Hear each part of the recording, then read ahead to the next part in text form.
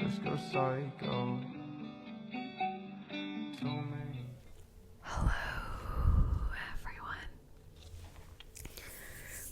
Welcome back to my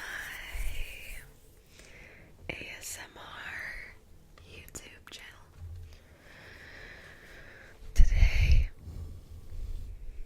I'm doing a true crime case as usual. Today's case is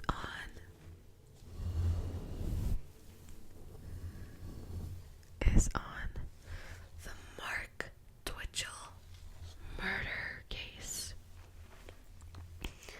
And this one is pretty dark, but also very interesting. Let's get started. Before we start, something you need to know about Mark Twitchell is that he would become very obsessed with movies. If he saw a character in a movie, he would try to become them. He would literally just do anything to become them.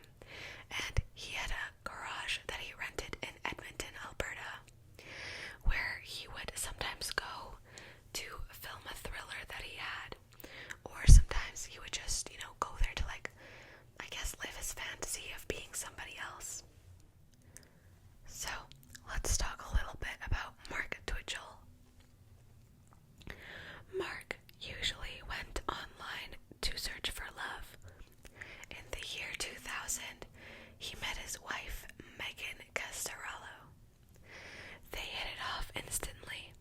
He was charming, sweet, smart. He called himself the Renaissance Man. Several months after they met, Megan moved to, she flew to Edmonton, where they got married. She was only 20 years old at the time. He was 21 years old. She would later learn that she barely knew him. Megan said that he would usually find a movie or a character or something in a movie. He would get lost in it and he would try to become it. Soon she discovered that he had been unfaithful and that he was a compulsive liar. He would lie about even stuff that didn't matter. She would ask did you pay the bills? And he would say, yes, I paid the bills, but he wouldn't actually pay the bills, and she would figure that out later. Small stuff that just didn't matter, he would lie about it. He also spent a lot of time while they were married on dating websites. He made profile accounts pretending to be people he wasn't. He would pretend to be men and women. He would create whole profiles for them, very detailed. Shortly after they were married, Mark asked his wife Megan if she ever thought about killing someone. So her response was yeah, obviously when you're mad you sometimes think about stuff like that, but those are really bad thoughts and you shouldn't actually act on them. That's what she said. He said that, in response to that, he told her that he would like to kill a homeless person because no one would even know if they were, missing or gone or disappeared. And she thought that was weird. Their marriage ended in 2005. A year later, he was remarried, and this time it was to a woman he had also met online, but they had had a child. He bought his new family a home using fraudulent documents to get the mortgage. He also quit his job to devote himself to producing a thriller about murder. In his thriller, the storyline was that a man is lured to an isolated garage by a woman he meets online. Instead of meeting the woman that he wants to be with, he meets a man who is a killer. Now let's meet Jill Tetro, a man who had recently been separated from his wife. On October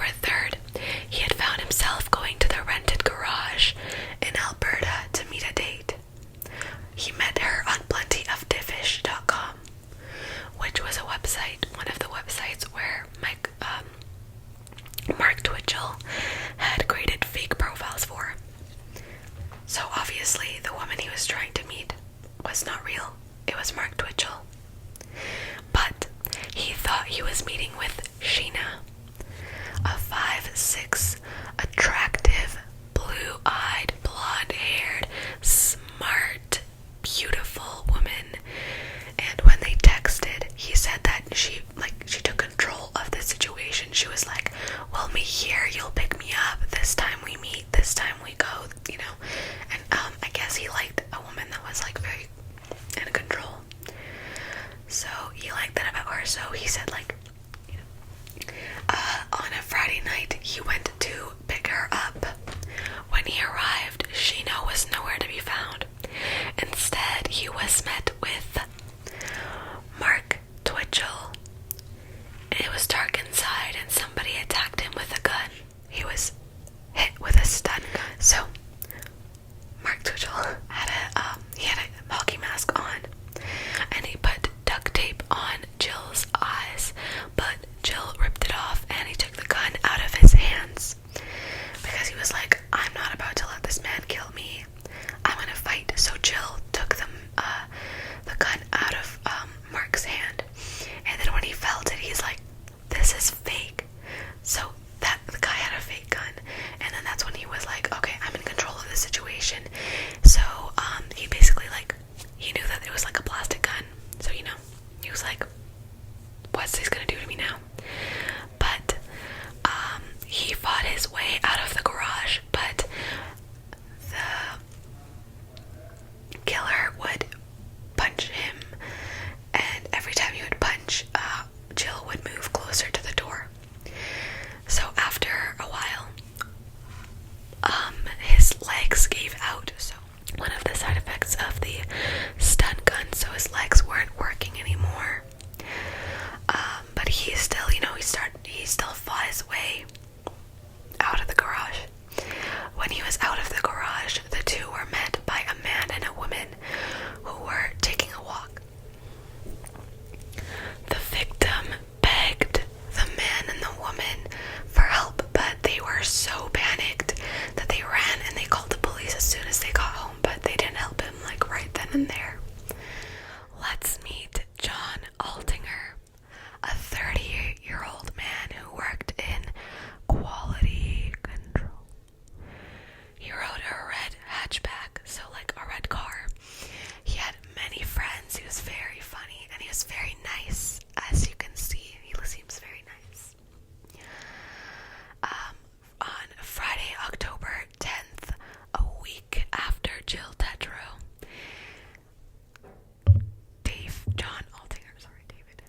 John Altinger,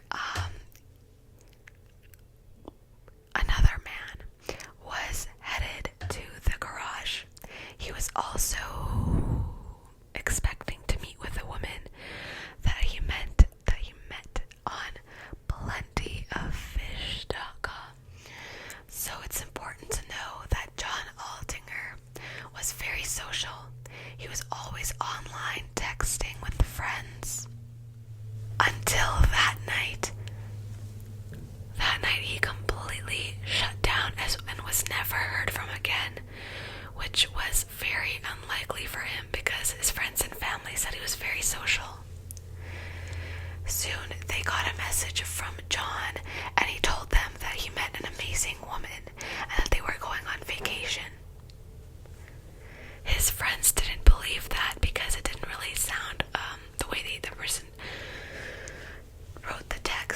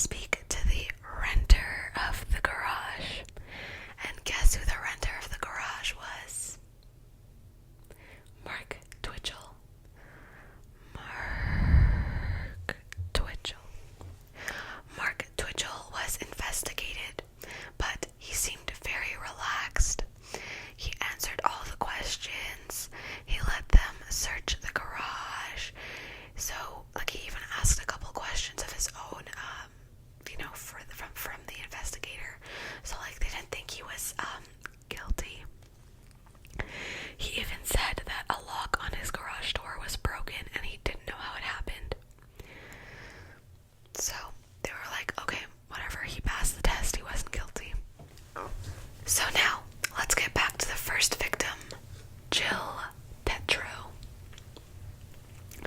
Jill lived in fear for about a month till he went to the cops and told them what happened. So victim number 1 was Jill Tetro. Victim number two was John Altinger. Jill Tetro fought back and survived. John Altinger, we don't know where he is. We don't know what happened to him. But victim number 1, Jill Tetro, kind of went into hiding after that had happened, and he didn't tell anybody.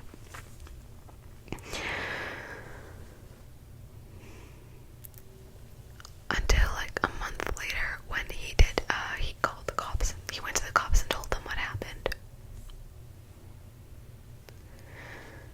So, the detectives decided to speak to Mark Twitchell again. They decided he was innocent until Mark Twitchell said he had recently bought a red Mazda hatchback, the very same car that John Altinger drove the night he disappeared. So that's kind of a weird coincidence, you know. At that point, Mark Twitchell was on the top of their suspect list. His excuse for having the car was that he bought it from someone on the street. He said that the person that sold it to him told him that he had recently shacked up with a sugar mama. A sugar mama. And that, you know, she was gonna like take care of him and everything, so he didn't need the car, so he sold it to Mark Twitchell. The detectives were like so happy at this point because this man's story made absolutely no sense. So they were like, he's guilty. He's the one that did it. This story makes no sense.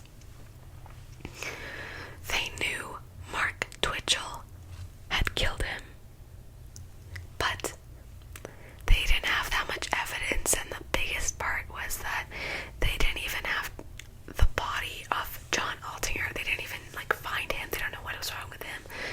Like, but they did suspect that he was dead. They didn't have any evidence though, so Mark walked free. Mark walked free. They did search Mark Twitchell's house. They found all his props and everything from his movie. They searched his laptop. In his trash bin on his laptop, they found a file named SK Confessions.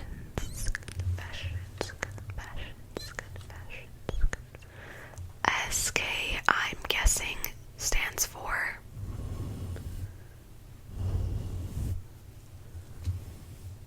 serial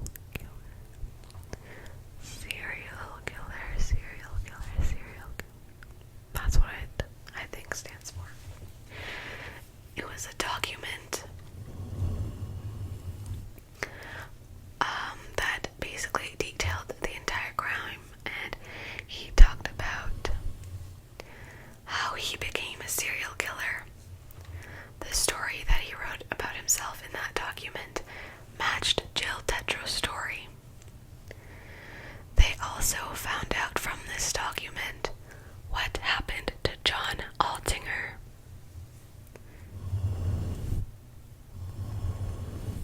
It was exactly the same thing that happened to Jill Tetro, except John Altinger had been murdered, dismembered, and disposed of. Now all they needed to do was find John Altinger's body.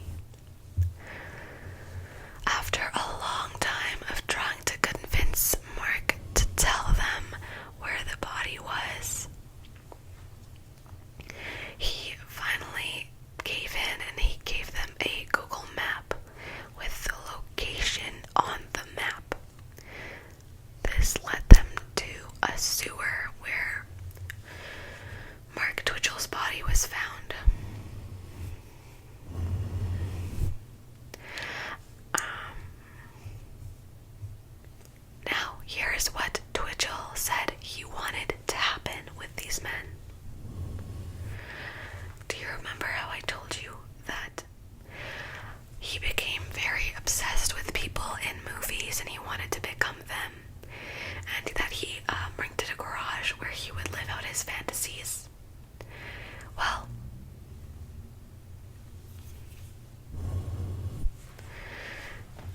and that in that same garage he would film a thriller. Well, he said that the whole point of everything was that he wanted to lure a couple guys in, scare them, so that he could get publicity for his movie. But things went wrong when John Altinger actually got angry when he saw Mark Twitchell instead of the woman that he wanted to meet. He fought back, and Mark Twitchell said that he had to defend himself.